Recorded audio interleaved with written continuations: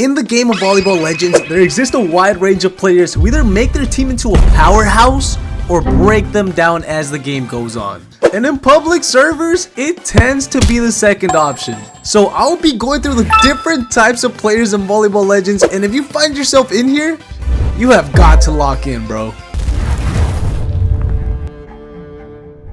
The first and most common type of player in this game is definitely the Aper. This player doesn't care if the ball's going out of bounds, he will still manage to get a hit regardless if he gets his team a point or not. For them, it doesn't matter how low the ball is, if their hitbox can reach it, they are hitting that ball 10 out of 10 times. Like bro, the rest of the team also wants to play. I don't understand why you don't let someone else get a chance to potentially score a point. If you guys are in a team alone with this guy, let him receive the ball, and if he doesn't, he'll most likely leave the game after a couple of points get scored on y'all. So honestly man, just thug it out until then, because you're probably not gonna enjoy the game too much.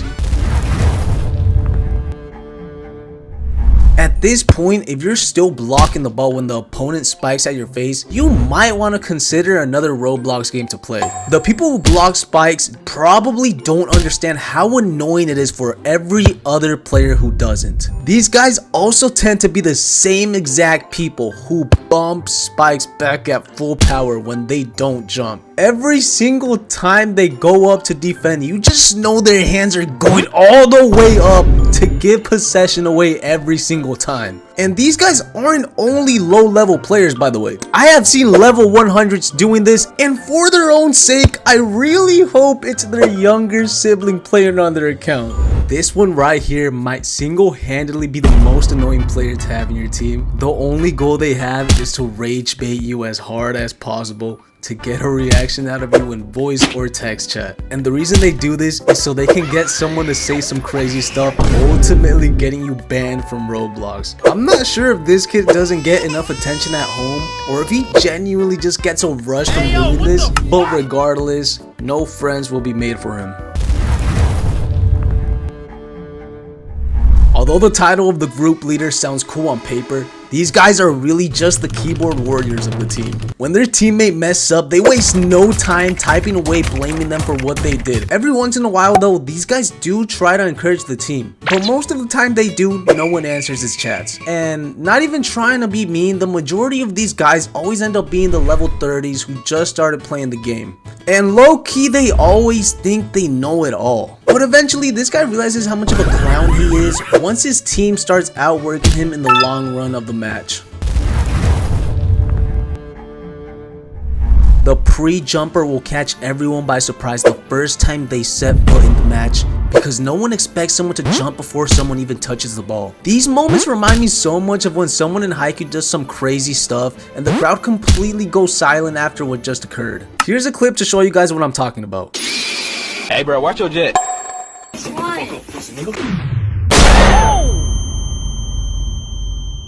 Hey yo, what the fuck? Although these guys can even get the best of great players at times, they eventually get clamped up once everyone realizes this is the only thing they have in their bag. Like, you've seriously been playing this game for the past few months and the only advanced skill you know how to do is pre-jump? Yeah bro, just pack it up. When the ball is coming your way and you can visualize the perfect spike to score yourself a point, should your teammates A, leave the ball, B, leave the ball, C, leave the ball, or D, leave the ball? As clear as the answer is, it seems that people still aren't aware of this, and that goes specifically towards the jump setter. This guy is hands down one of the most useless people in the game, with him genuinely being a waste of space. In no world should a person have to use an extra touch just to set the ball a little higher than it was before. Not only are you stopping the momentum of the play, but you're also wasting a precious touch that could have been used for so much more. So please, if you relate to this guy, learn to set properly, if setting at all. There are two types of balcony servers. The people who sky the ball damn near breaking it out the gym, and the people who use the twins and make everyone on the other team want to uninstall and get a refund on everything they have spent in this game. And you wanna know something? Both of these guys are extremely annoying. The people who don't have twins and constantly give up points because of their serve piss their own team off every single time they see them climb the ladder. And the twins users pisses the opposing team off because in true honesty, that serve is so hard to predict since it can basically land anywhere on the court. Sometimes it even makes me question whether I would like the balconies removed or if they should stay for whatever reason.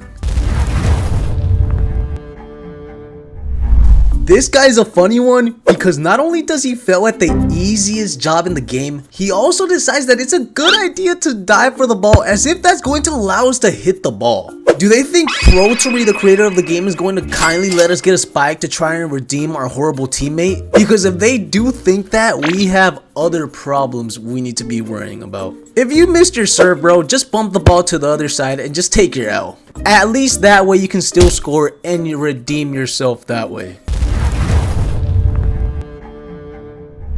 We all know a guy who has one of the most overpowered setter styles in the game that can allow for amazing sets to his teammates, yet still decides to act as a spiker. I really don't understand why these guys don't either switch their card to a spiker or just set the ball like their style is meant to do. You're telling me Time Skip Kagayomo is going to spike the ball going half a mile per hour instead of setting to his teammate who is clearly wide open for a free point? Yeah, this player has to go, bro. The trash talker is definitely the most entertaining guy on the court because every time I encounter one of these guys, I can't do anything else other than laugh. Like the other day, this one dude was playing on the other team and he got so mad when kids were beating him that he just resorted to saying some of the craziest stuff I've heard. Like how everyone in the server probably gets shoved in lockers during school. I really wish more of these people existed, but at the same time, I know that it is better to keep the game as peaceful as possible, but even so, I don't mind these guys showing up every once in a while.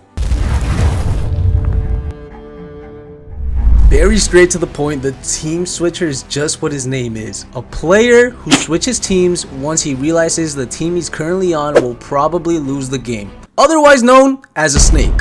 Like bro, those measly 100 yen you're gonna get from winning a game is not gonna get you a secret. So I don't know why you would switch up on your day ones for money that isn't really worth a thing. And it's even funnier when the original team this guy was on starts making a comeback because when he rejoins, everyone calls them out on the type of timing this dude's on. So moral of the story, don't switch up on your day ones. The Sweat is the best player in the team and will almost ensure that their team wins the match regardless of how bad they are compared to the other team. His teammates love him, but that can't be said for the opponents facing him. Going up against this guy will make you realize that there are levels to this and can either make or break you as a player. These guys rarely make mistakes and most definitely play on shift lock to make themselves as unpredictable as possible. Overall, every single one of these guys has a lot of problems they need to take care of. And yes, this goes for the Sweat too. Their problem being not hopping off the game and being glued to their monitor 24/7. But honestly, the game would not be what it is without these guys. So truthfully, as much as this sounds like a lie, I really do appreciate these guys since they make the game a lot more entertaining than if everyone just followed the rules.